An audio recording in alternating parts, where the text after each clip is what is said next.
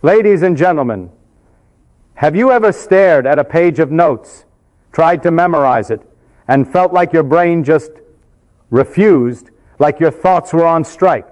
I'm here to tell you, memory isn't magic. It's not something you're born with or without.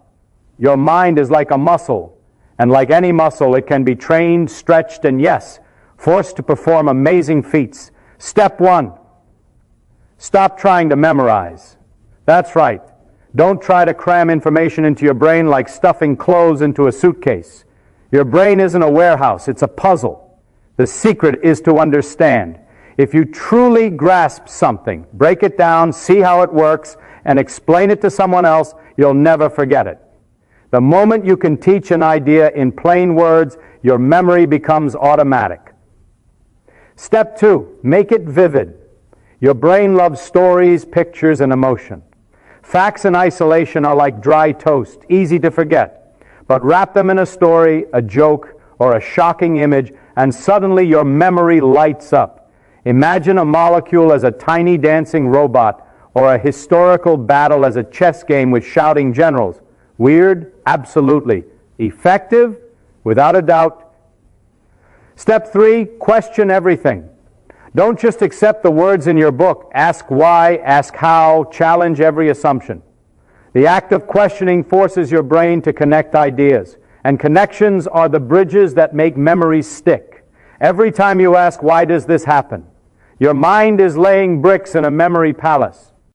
Step 4, repeat, but smartly. Repetition alone is boring, and boring things are forgotten. Repetition with understanding is the key. Recall an idea from memory. Explain it aloud. Write it down in your own words. Each time you retrieve information, you make it stronger, deeper, harder to lose. Step 5. Curiosity is your secret weapon. If you're genuinely interested in something, memory works for you automatically. It's like your brain says, oh, this is important?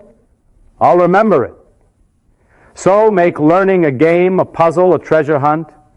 Chase knowledge for the thrill, not the grades. Finally, remember this, your mind isn't a passive vessel. It's a tool, an engine, a partner. You don't force it by brute strength. You force it by working with it cleverly, by understanding deeply, questioning relentlessly, and making learning an adventure. Do that, and you won't just remember anything. You'll understand it, own it, and use it like it was always yours. Thank you. When it comes to memory, most people make the same mistake. They try to memorize. They think that if they just repeat something over and over, or stare at a page long enough, it will somehow stick. But memory doesn't work like that. The brain is not a filing cabinet where you can just shove information and expect it to stay there. It's more like a network of roads, bridges, and intersections. If you want to remember something, you need to build a real road to it. Not just dump a pile of bricks and hope they form a bridge. That's why the first and most important principle of remembering anything is understanding. Understanding is like turning on the lights in a dark room. When you just try to memorize, everything is shadowy and unclear. The words on the page might make sense momentarily, but they don't connect to anything you already know. They're isolated islands, floating in a sea of forgetfulness. But when you understand, you connect those islands to the mainland. You see the shape of the idea, how it behaves, how it interacts with other ideas. You can see the why behind it, not just the what. That is what makes it memorable. The beautiful thing about understanding is that it transforms memory from a passive process into an active one. When you comprehend a concept deeply, your mind starts to play with it. It starts to manipulate it, test it, and relate it to other ideas. Suddenly, remembering isn't about brute force anymore. It's about retrieving a story you already know, a puzzle you've already solved, and that is infinitely more reliable than trying to cram words into a mental box and hope they don't fall out. One of the best ways to check if you really understand something is to try to explain it in plain, simple words. If you can teach it to someone else, or even to yourself out loud without sounding like you're reading a script, you know you've got it. And here's the trick. If you stumble when explaining, that's actually a gift. It shows you exactly which part of the idea you don't understand yet. That moment of confusion is gold because it points you to where you need to focus. And once you resolve it, the memory becomes even stronger. Understanding also makes memory flexible. Memorization without comprehension is brittle. A slight change in the way a question is asked or a problem is framed can make you forget everything. But when you truly understand, you're not just recalling words, you're recalling patterns, relationships, logic. That means you can apply the knowledge in new ways, solve problems you haven't seen before, and remember the idea in countless situations. Understanding transforms memory into a living, adaptable tool, not a fragile, static snapshot. So if you want to force your mind to remember anything, start by understanding. Dive into the material. Ask questions. Break it down. See how the parts fit together. Explain it to an imaginary audience, or even just aloud to yourself. Don't settle for surface-level familiarity. True memory isn't about repeating words. It's about grasping the essence, the logic, the story behind the information. Once you understand, remembering becomes not only possible but effortless. Memory isn't a struggle. It's a process of illumination. And the first step to that illumination is always the same: understand.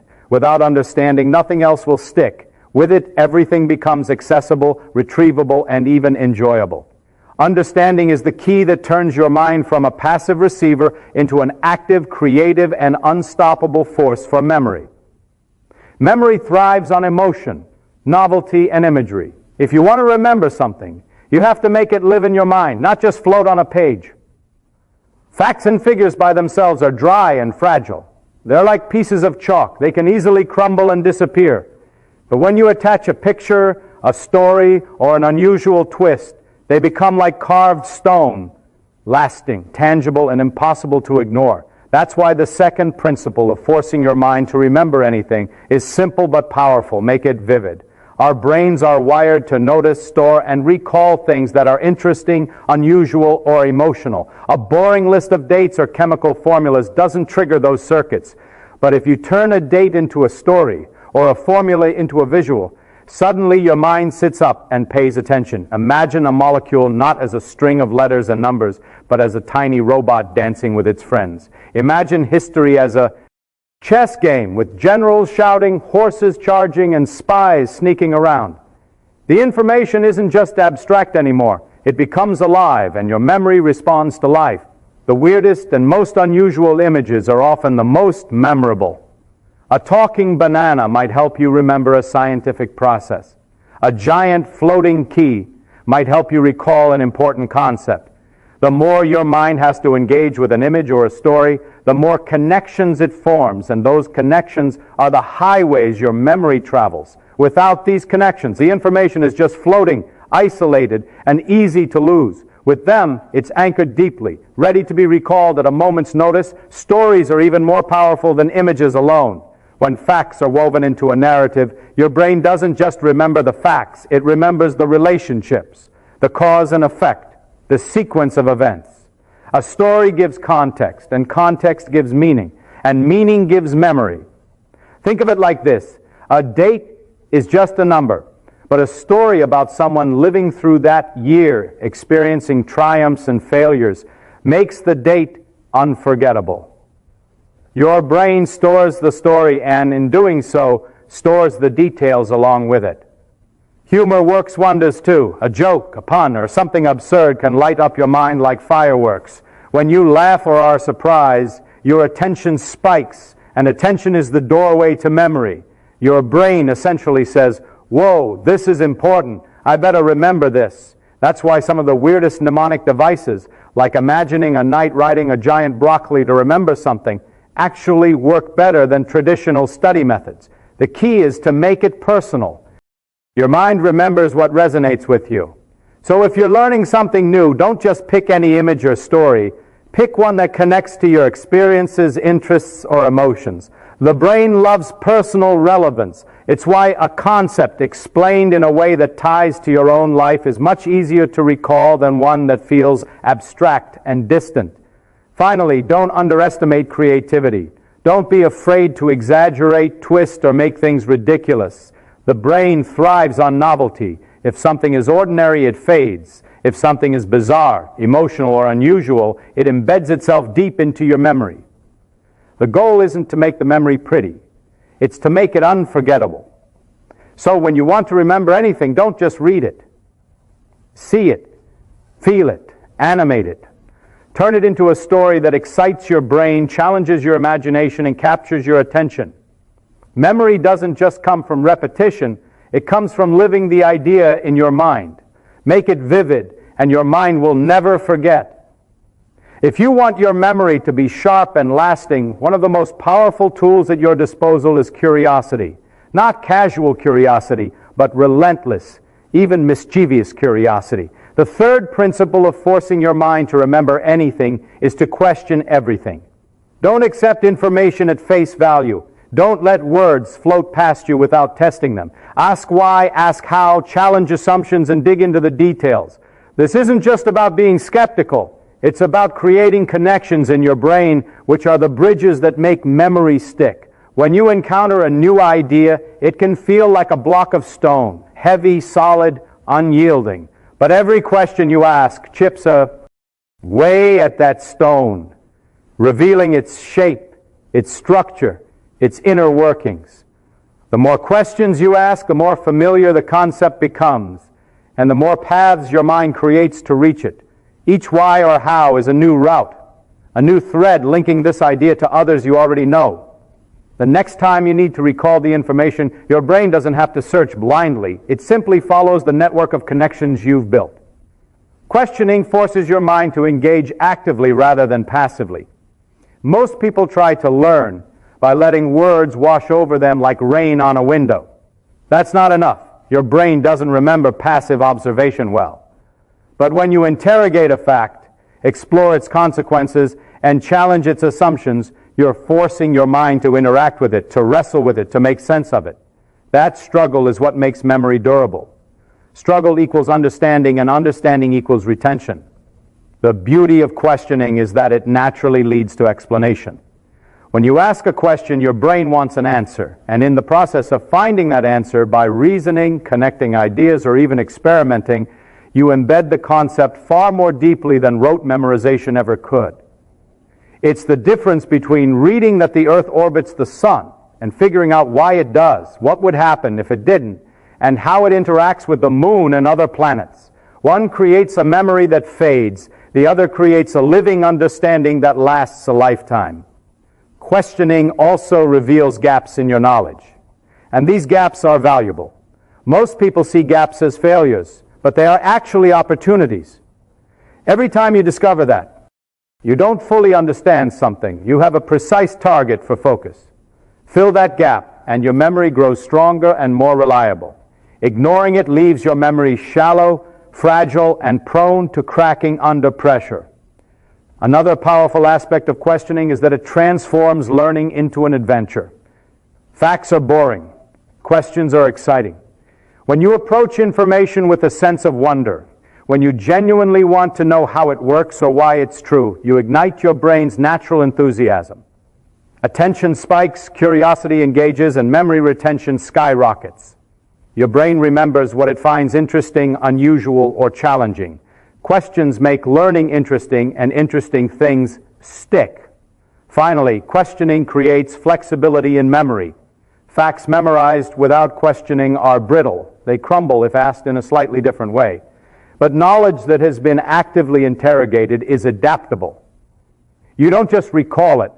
You understand its logic, see its connections, and can apply it in new contexts.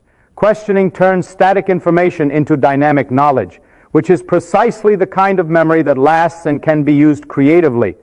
So, if you want to force your mind to remember anything, don't just accept information, challenge it, probe it, ask endless questions. Let your curiosity guide you, and watch as your brain builds a rich network of connections that make memory natural, automatic, and powerful. Every question is a spark. Every answer is a bridge. Question everything, and your mind will never forget. Repetition is often considered the cornerstone of memory. We've all been told to review, review, review, if we want to remember something. But there's a big difference between mindless repetition and what I like to call smart repetition. Mindless repetition is like running your hand over a wall again and again. You may feel the texture, but you don't understand it, and soon it fades from memory. Smart repetition, on the other hand, is active, deliberate, and deeply connected to understanding. It's not just going over words or facts, it's forcing your brain to retrieve, test, and manipulate the information in a way that makes it truly stick. The key idea behind smart repetition is that memory is reinforced every time you actively recall something. Simply reading the same sentence 50 times doesn't make it yours. Your brain isn't engaged, but if you close the book and try to explain the concept aloud, write it in your own words, or solve a problem using the knowledge, your mind is actively reaching for that memory. That act of reaching strengthens the connections, like winding a rope tighter around a post. Every retrieval makes the memory stronger, more flexible, and easier to access later. Another element of smart repetition is spacing. Your brain learns best when you revisit information over time rather than all at once. Cramming might get you through a test, but the memory is fragile, short-lived, and easily lost. Spacing out repetitions gives your brain the chance to process, consolidate, and integrate the information. It's like planting a seed. Water it too quickly and all at once, and it drowns. Water it slowly over time, and it grows into a sturdy tree. Each review, each recall is like sunlight and water for your memory. Smart repetition also means changing the way you repeat. Don't just repeat the same method. Mix it up. Explain it aloud one time, draw a diagram the next, summarize it in a paragraph, quiz yourself, or teach it to someone else. Each variation strengthens a different connection in your brain, making the memory richer and more robust. Think of it as building a multi-lane highway to a single destination. The more lanes, the easier it is to reach, no matter the traffic or conditions.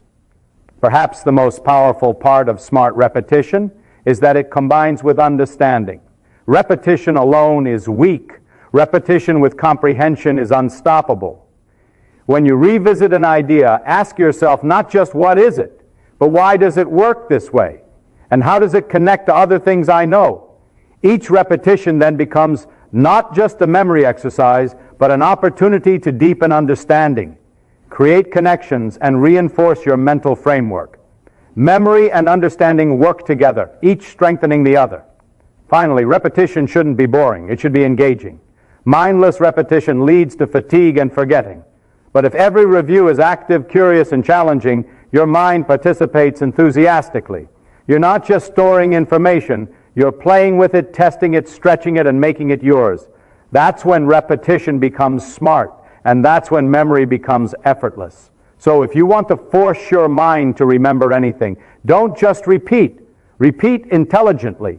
Recall actively. Space your reviews, vary your methods, and combine it with deep understanding. Treat repetition as a tool, not a chore. Each repetition is a chance to reinforce, connect, and solidify your knowledge. SMA. RT repetition doesn't just put information into your brain.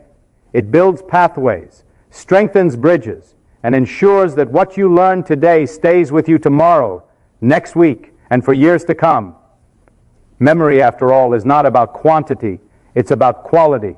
And smart repetition is the quality that makes remembering almost effortless.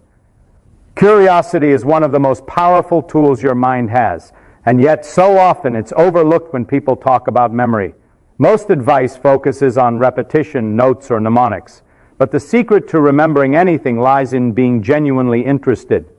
Curiosity isn't just a nice to have. It's a natural amplifier for your memory. When your mind is curious, it doesn't just passively take in information. It actively hunts for it, questions it, explores it, and in the process, ingrains it deeply and permanently. Think about it. When something captures your attention, you don't forget it easily. You remember the details, the context, the patterns, almost effortlessly. Curiosity lights up your brain like a spotlight in a dark room. Suddenly, information isn't abstract. It has life, it has meaning, and it has relevance. And the more you care about a topic, the more likely your brain is to store it in a way that's vivid, flexible, and retrievable. That's why students often remember the most unusual or interesting facts from a class, even if they struggled with the boring parts. Your brain is wired to prioritize what intrigues you.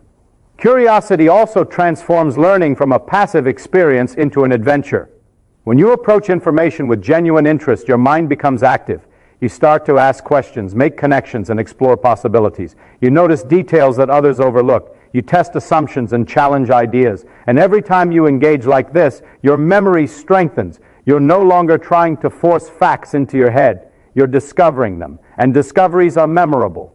The key is to cultivate curiosity intentionally.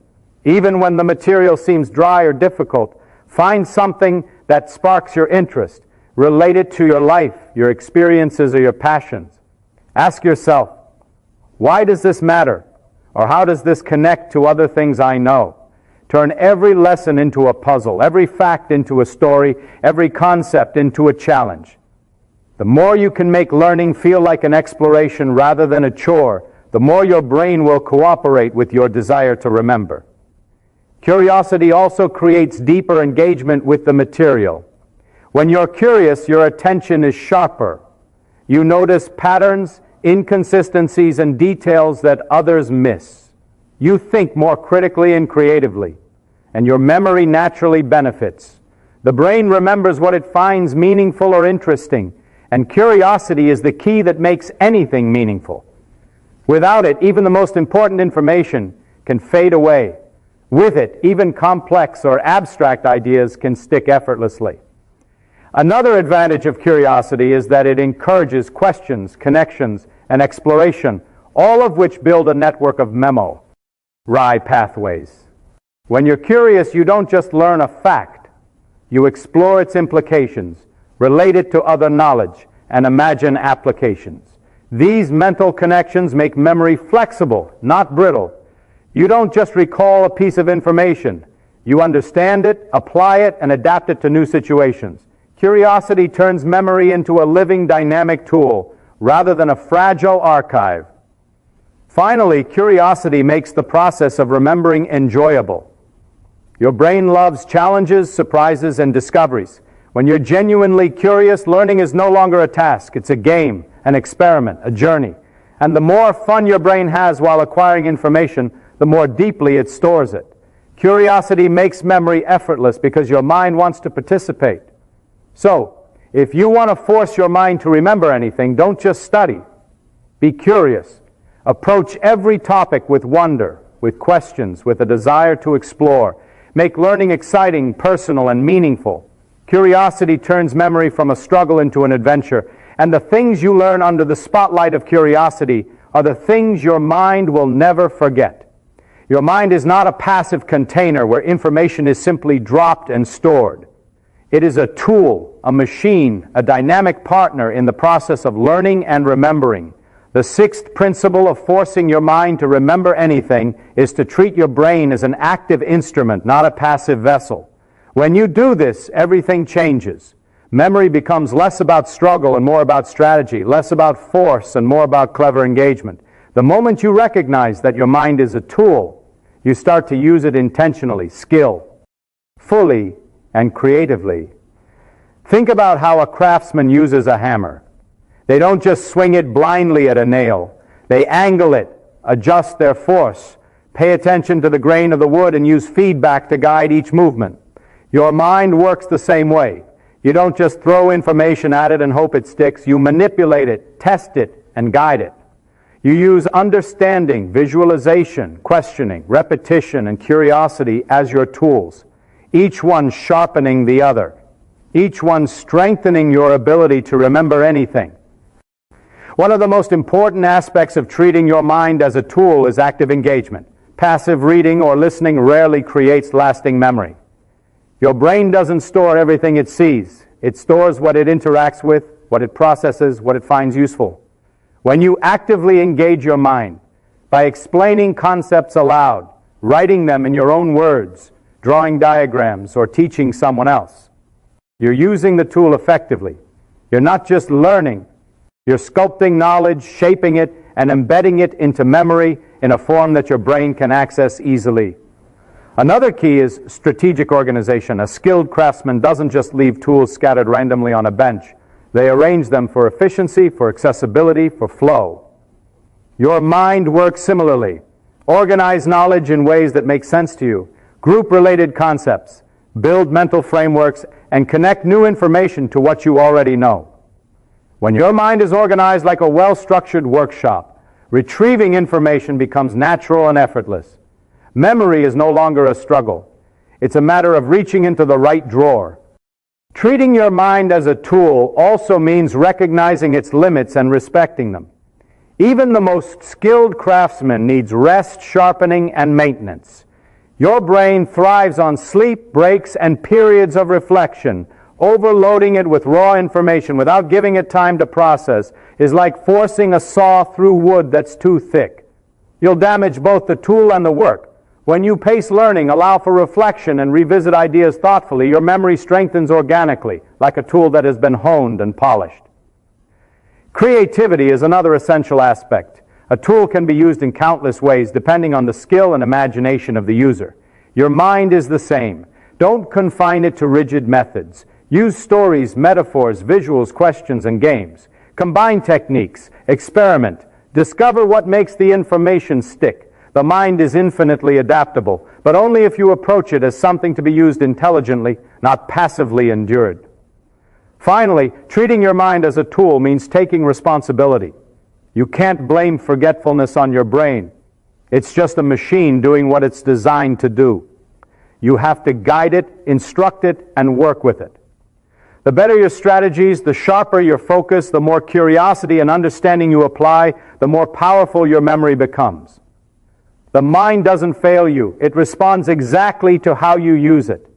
And when you use it skillfully, you can remember anything. So, if you want to force your mind to remember anything, stop thinking of memory as a passive process. Treat your mind as the powerful tool it is. Engage it actively. Organize it strategically. Respect its rhythms. Experiment creatively. And take responsibility for its performance. Use your mind with skill and intention, and it will reward you with memories that are vivid, lasting, and flexible. Memory is not a matter of luck. It's a matter of craftsmanship. Treat your brain as the extraordinary tool it is, and you will be unstoppable.